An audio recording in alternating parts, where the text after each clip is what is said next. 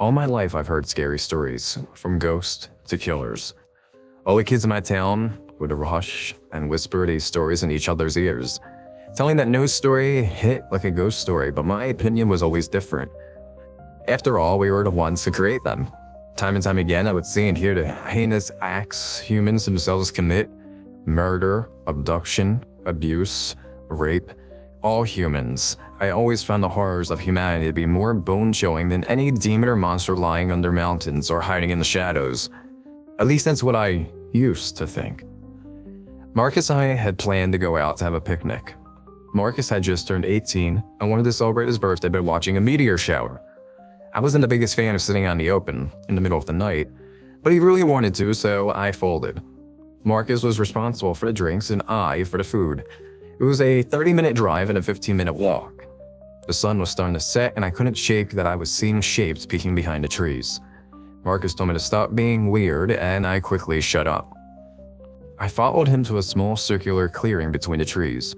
We set up our tent and placed our blankets and food down before lying down ourselves. We waited around an hour before the meteor shower actually started. It was amazing. I could see everything and every star felt like it was right in front of me. I had never seen the sky so clear. The city I lived in was always too bright to see everything. I never really went camping as a kid and definitely didn't after this. I've never seen a meteor shower, I said. Really? My mom and I always used to travel to see one when we can. Like a late gift, you know? Makes sense. It's nice. It is. We should do this more. Watch meteor showers? No, I mean... Marcus turned to me. He looked at me for a while, shifting his glance from my left to right eye. Can you pass me the drinks? He finally said. I grabbed his bag and looked inside. My face dropped a little.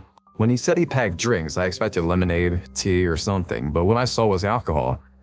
Marcus said it would be the only time we'd do this, and that I'd like it, so I gave him the benefit of the doubt, and eventually Marcus almost drank a whole bottle of something. I didn't have as much as he did, but I felt sick. I'm not sure what it was, I just knew it tasted disgusting. Marcus looked through his backpack for something. What are you looking for? Chocolate. I sat up a little. You brought chocolates? I asked excitedly. He pulls out a small box of chocolate. Well, kinda, he said. I took them from the store. He shrugged. You stole edibles from the store? Yeah, sorry, he said unapologetically before popping one in his mouth. Marcus. He rolled his eyes. Oh, come on, Billy. It's not even that big of a deal, see? He put another one in his mouth. I had never done anything like that before. Never a lick of alcohol, no weed, cigarette, or anything. I looked at him, convinced somehow he'd die. I realized very quickly how stupid that idea was. He held out a hand with a stupid grin on his face. Come on. I gave him my hand. I promise it won't kill you, he smirked. I loosened my grip, pulling my hand back. He laughed at me a bit. I'll admit, I felt a little embarrassed. Maybe I was overreacting. I totally was. It does nothing, it's just weed. At most it makes you giggle or hungry. I squinted a little. Close your eyes. I reluctantly did so. He opened my mouth and put a chocolate on my tongue. It tasted awful, not sweet at all. Half an hour later, we were there laughing a little too loudly for the quiet night. After a bit, I got too dizzy to sit up, so I lay down on my back. Marcus looked down at me and smiled. Dizzy? He asked. Maybe a little. He pointed up to the sky. See that? He said. I looked up, but my eyes just couldn't stay still enough to focus on any stars. No. Well, it's the Milky Way. Milky Way? I said, looking up at the sky. I put my arms above, spreading my fingers apart, trying to focus on them. He looked at me. I know you know what the Milky Way is, he said. Yeah, I just feel dizzy and can't really hold a thought. Marcus laughed at me a little. You still think you're going to die? Yeah. He leaned over me, looking down. Your face is all red, he laughed. Covered my face with my hands. Says you look like a tomato, I smiled. Yeah, well, whatever, he said. He looked at me for a while. I smiled at him. Billy, he said. Yeah? I've been thinking, he said slowly. I've been thinking that maybe we could go out. He fell silent. I looked over to him, looking out to the bushes. Marcus? He clasped his hand over my mouth. There's someone in the trees, he whispered. My eye shot over to where he was looking. I looked through a small split but through the tent side cover, but all I saw were trees, branches, and bushes. "You just drunk," crack. A branch snapped under pressure about 30 feet away. My eyes widened. It had to be some animal. We listened, but everything was silent. No birds, deers, bugs, or wind. It was completely silent. I looked over at Marcus. His breath was heavy and broken. He lay down, pulling me next to him. "Are you sure it was a person?" I asked. "No, but it definitely wasn't an animal. I heard it talking." We laid in silence for a bit before we heard what I assumed was a deer. It was walking around for a little before starting to eat the nearby bushes. I went to sit up, but Marcus pushed me down. "Don't," he whispered, with desperation. I was about to argue when I heard a bone-chilling tear. The deer let out a screech of pain that left my ears ringing. After minutes of screaming in agony, we heard what sounded like individual tendons getting ripped apart, bones snapping and flesh being torn. I could hear large spills of blood splash on the ground. After every ear, the deer grew quieter and quieter until it went silent. I heard something large smack against the ground. Then we heard the chewing, fleshy, raw chewing. I started to shake uncontrollably, tears swelling in my eyes. It must have been a bear. No human could have done that. But as we heard the last tear, there was a groan. Minutes of just mindless groaning and shrieking from a deer, but deeper. So much deeper. Until the first hello. My body was struck with so much fear I couldn't even shake. My body went completely still. Its voice changed from human to animal, male to female, young to old, before resting on a man's voice. "Help me," it said louder. "Get away from me," it said, shrieking louder and louder. I looked up at the sky above me, hoping whatever that thing wasn't torn in the tent. It started to walk closer, blood dripping from its fingertips. It tapped the side of the tent. I could hear Marcus whispering something under his breath, but I couldn't tell if it was a prayer or an apology. Marcus showed me down and covered my head and neck. I wanted to scream. I held my breath as it began to unzip the tent. Slowly but surely, it got to the bottom, unzipped, but stopped when a gunshot was heard in the far distance. It started to walk away, before breaking into a run, pushing everything and anything in its path. We waited long after that thing's footsteps grew quiet. I poked my head up. Marcus looked at me, his eyes not able to focus on me. "What the fuck?" he said, stammering. I don't know.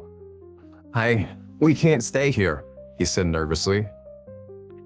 I looked at him, my heart still pumping. I just looked at him before laughing. "It's fine, anything dangerous has already passed." Marcus looked at me. "No, everything safe is gone. We have to go, Billy, come on."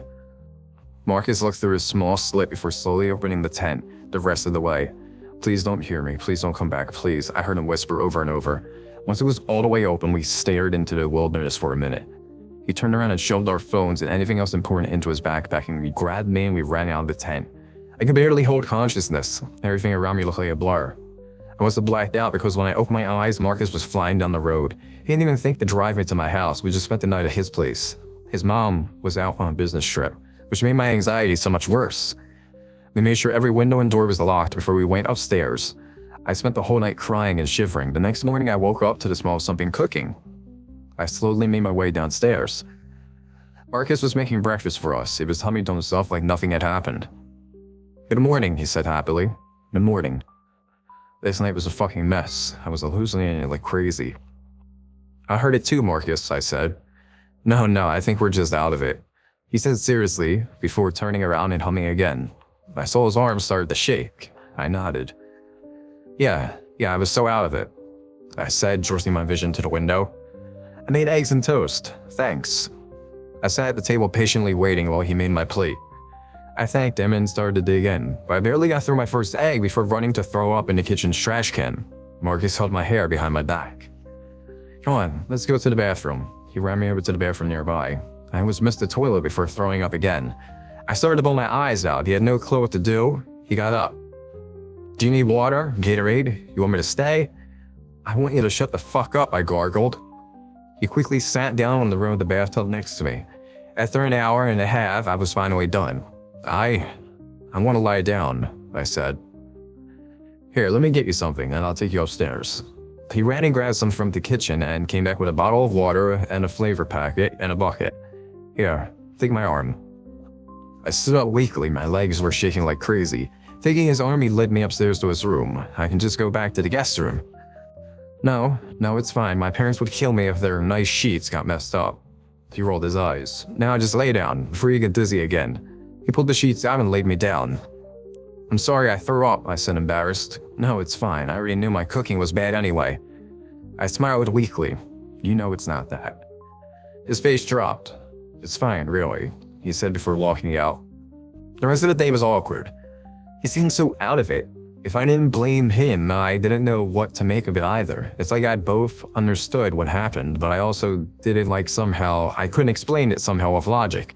But I couldn't, it was around 6:30 at night when we were going to order some pizza. Marcus offered to pay me back, so he ran to get his wallet from his bag, but it was gone. He looked up at me, his face went pale. I left it in the tent, he stuttered. We had to go back. Lord knew I didn't want to, but he kinda needed it. I told him we needed to go get it, but he insisted everything in it was replaceable, or we could go another day. And after arguing for an hour, we finally got in the car. It was already dark out. So it made everything feel so much worse. Once we reached the spot, we got out our flashlights and started to walk to the tent. It was an agonizing 15 minutes. We twitched at every sound, and the sense of death weighed heavy on our backs. We knew when we got close that we could smell flesh in the air. I stopped it was taken back to the day I found Gabe's car. I felt sick and I could feel tears swell my eyes. Marcus looked at me with sympathy before pushing further into the darkness.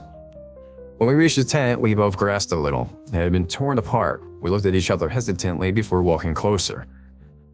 Marcus pushed aside some of the cloth before searching through our stuff. He grabbed our food bag and finally he held up his wallet.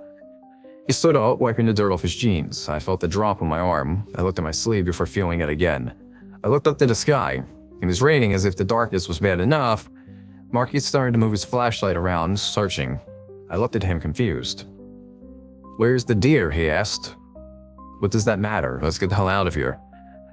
No, I want to see what it did. I need to. He walked into the nearby bushes until he came across it. He said something to himself. Wait, what's wrong? I don't know. I walked next to him and looked down at the deer. It was disgusting. It was torn to pieces, and I couldn't even tell what was skin and what was an organ. I looked at it closer, something was off. I couldn't tell what it was. I just knew something was wrong with this deer. Marcus, we need to leave. He nodded and turned around, and we walked in silence as the rain began to hit us harder every minute. I looked back behind me. I felt something was there, just out of sight of the light. I turned to Marcus, shining the light at him. My heart dropped. Someone was standing not even 20 feet away from us. I could just barely see their legs. But there was undoubtedly someone there. Marcus turned around and he froze. His breaths became quick and sharp. The person stood completely still. But as I looked closer, I could see something in their hand. I squinted. Was it a stick, a pipe? I couldn't tell. Marcus took my flashlight from me slowly, before grabbing my hand. I looked at him confused, but I couldn't see his face. I heard him count from 3 before turning off our flashlight and running toward the car. I heard a shot ring out. I ducked my head. Another one rang out. It sounded so much closer this time. I heard them try to reload it, but I think they gave up because they stopped to run after us. Marcus squeezed my hand tightly, pushing any branches aside. I could barely see anything. My eyes hadn't had enough time to adjust. I tried to make sense of what I saw in the moonlight, but the rain made it so much harder. Marcus let go of my hand. He told me not to wait up and that the car wasn't far. I ran, pushing branches out of my face. I could see the car, and a smile came across my face. When I got distracted with hope, and I slipped in the mud. Marcus pulled me up and we began to run when we heard something smack against Marcus. He let out a scream and fell to the ground. I turned around and I could see the man standing over top of him. You killed him, the man screamed. What are you? He screamed again, almost desperation. The man smashed the end of his rifle against Marcus's face. Marcus screamed, but the man didn't care. He raised his gun again. I looked around and there was nothing.